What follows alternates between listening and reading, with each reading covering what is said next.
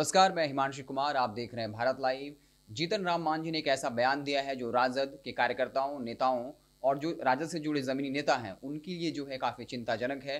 जीतन राम मांझी ने क्या कुछ कहा है जो राजद के कार्यकर्ताओं के लिए, नेताओं के लिए और तमाम जो आम लोग हैं, क्योंकि अब रघुवंश बाबू इस दुनिया में नहीं रहे और उनके नाम पर राजनीतिकरण जो है शुरू हो गया है। और जीतन राम मांझी ने ऐसा क्या कहा है, क्यों कहा है और किस परिप्रेक्ष्य में कहा है, हम जानेंगे बाबा से। हिमांशु, सबसे पहली बात तो रघुवंश बाबू एक ऐसे व्यक्ति थे जो अपने पूरे राजनीतिक जीवन में कभी भी विवादों में नहीं रहे, लेकिन जिस तरह से उनके अंतिम समय को विवादों में बनाने का प्रयास किया जाए, उसका राजनीतिक फायदा नुकसान की बात की जा रही है, वो काफ़ी दुखद है। क्योंकि रघुवंश बाबू अपने जीवन काल में कभी नहीं चाहे हैं कि उनके नाम का सहारा लेकर के कोई राजनीति की जाए। बहुत ही साफ सुथरे छवि के, यूँ कहा जाए तो काल कोठरी से बेदाग निकल जाना। बिल्कुल बिल्कुल।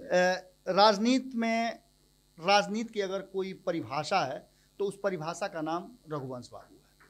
रघुवंश प्रसाद ने अपने जीवन काल में जिस अंदाज में वो रहे, जैसे रहे, आप पत्रकार जब भी उनके पास पहुंचते थे तो जैसे भी रहते थे, अगर गंजी पहने हुए हैं, नंगे बदन हैं, फिर भी उनको कोई आपत्ति नहीं होती थी। कोई सोफिस्टिकेटेड उनके पास कोई बिल्कुल गवई अंदाज कह सकते हैं। एकदम जमीनी अंदाज उसको कहिए, गवई अंदाज, एकदम जमीनी अंदाज कहिए। आम लोगों के साथ एक कार्यकर्ता कैसा होता है और नेताओं की छवि जो हमारे नज़र में है, जैसे आप गांधी जी की बात कर लें जिन्होंने आज़ादी दिलाई, आप और भी लोहिया की बात कर लें, आप जयप्रकाश नारायण की बात कर लें, आप जिनकी भी बात कर लें, आप अम्बेडकर की बात कर लें, जिनका भी बात करें, उन सारे लोगों को एक जगह खड़ा करके आप देखिएगा तो उसमें एक छवि आपको नजर आ जाएगी रघुवंश बाबू की।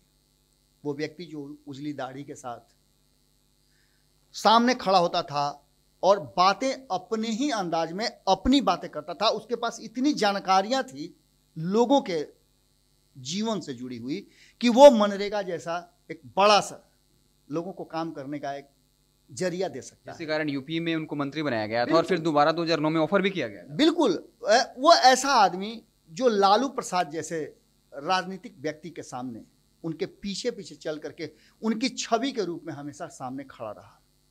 ऐसे व्यक्ति के निधन के बाद अगर राजनीति होती है और जीतन राम मांझी जैसे लोग जो कि राजनीति में अपनी एक पहचान बनाने के लिए जद्दोजहद कर रहे हों, वो अगर ऐसी बातें करते हैं तो निश्चित रूप से ये चिंताजनक बात जरूर है और ऐसी बातों का राजनीतिकरण नहीं होना चाहिए। और खास करके नीतीश कुमार जी और जिस खेमे में वो हैं, उन खेमे के लोगों को उनके इस बयान पर निश्चित रूप से खेद व्यक्त करना चाहिए। खास करके जीतन राम मांझी जो है इसी तरह के उलझुल बयानों के लिए जाने जाते हैं और लगातार मीडिया में बने रहने की कोशिश करते हैं। हिमांशु, आम आप राजनीतिक बयान दे दें कोई बात नहीं है, लेकिन किसी के निधन पर और एक ऐसे व्यक्ति के निधन पर इस तरह का बयान देना कि खास करके उनकी मृत्यु का कारण क्या है, जो परिवार पूरी तरह से वहां से दूर है। ठीक है, राजनीति में आपकी अच्छी और बुरी बातें होती हैं। आप क्यों नहीं बीमार पड़ गए? आप भी तो उस दल में थे, उस गठबंधन में थे, आप क्यों नहीं बीमार पड़ गए? आपके साथ भी आपने भी तो कहा कि मेरे साथ मेरा सम्मान नहीं हो रहा है, आप दल छोड़कर निकल गए, अलग अलग चीज कर दिए। रघुवंश बाबू को भी इसी के लिए मजबूर किया गया था। रघुवंश बाबू के अंतिम समय में ये चिट्ठी लिखना, लालू प्रसाद का ये कहना कि कहीं नहीं जा रहे हैं, लालू प्रसाद का दुख व्यक्त करना, तेजस्वी यादव का ये कहना कि मेरे पिता के समान थे वो, पिता जब मेरे जेल में है तब वो मेरे मार्गदर्शक थे, और ऐसे व्यक्ति का जाना मेरे लिए बहुत बड़ी क्षति है। एम्स मिलने के लिए भी गए थे। बिल्कुल, लगातार उनसे प्रयास किया जा रहा था मिलने का, लगातार सब बातें हो रही थी, लेकिन इन सब के बाद रघुवंश बाबू कभी भी जीतन राम मांझी के साथ बैठ करके कोई बात नहीं की है। न उन्होंने अपने राजनीतिक मंत्रणा की, न अपने दुख को कभी उनसे प्रकट किया। फिर ये कैसे कह सकते हैं?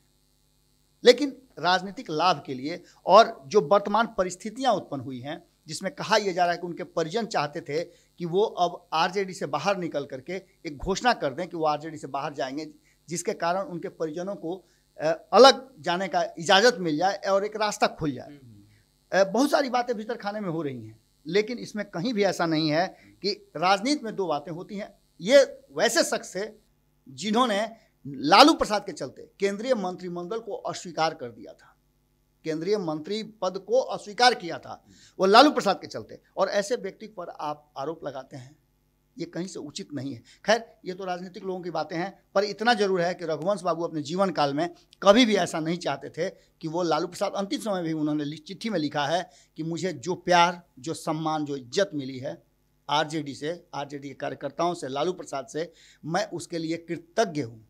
उन्होंने साफ तौर पे लिखा था कि मुझे बहुत प्यार मिला, लेकिन अब मैं आगे चलने में असमर्थ महसूस कर रहा हूँ।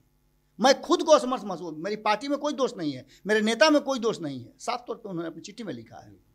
अब ऐसी स्थिति में यदि आप जीतन राम मांझी की बात करते हैं और जीतन राम मांझी ऐसे बयान देकर के मीडिया में बने रहना चाहते हैं, तो ये कहीं से भी आम जनता को स्वीकार्य नहीं हो सकती। राजनीति में आपसी असहमति होती है, लेकिन उसके नाम पर जब कोई इंसान इस दुनिया से चला जाए और उसके नाम पर सियासत हो, ये कहीं से जो है अपने फायदे के लिए राजनीतिकरण कर रहे हैं, ये बिल्कुल सही बात नहीं है। जीतन राम मांझी ने जिस तरह का बयान दिया है, शायद उस बयान की निंदा आगे चल करके हो, लेकिन वर्तमान परिस्थिति में जिस राजनीतिक लाभ के लिए और जिस तरह से अपनी स्वामी भक्ति दिखाने के लिए विरोधियों का इस तरह का बयान जीतन राम मांझी दे रहे हैं, निश्चित रूप से ये बयान राजनीतिक हो सकती है, पर व्यक्ति के रूप में, रघुवंश बाबू जैसे व्यक्ति के रूप में दिया गया बयान उनके निधन के बाद कहीं से उचित नहीं लगता है।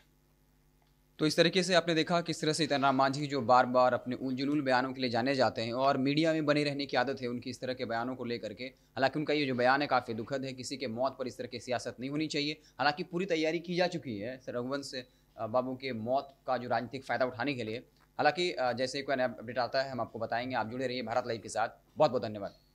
बढ़ाएं अपना कदम सक्सेस की ओर शिखर करियर इंस्टीट्यूट के साथ। शिखर करियर इंस्टीट्यूट पूर्वी भारत में एकमात्र कोचिंग संस्थान जो एक्सक्लूसिवली है मेडिकल एंट्रेंस एग्जाम के लिए।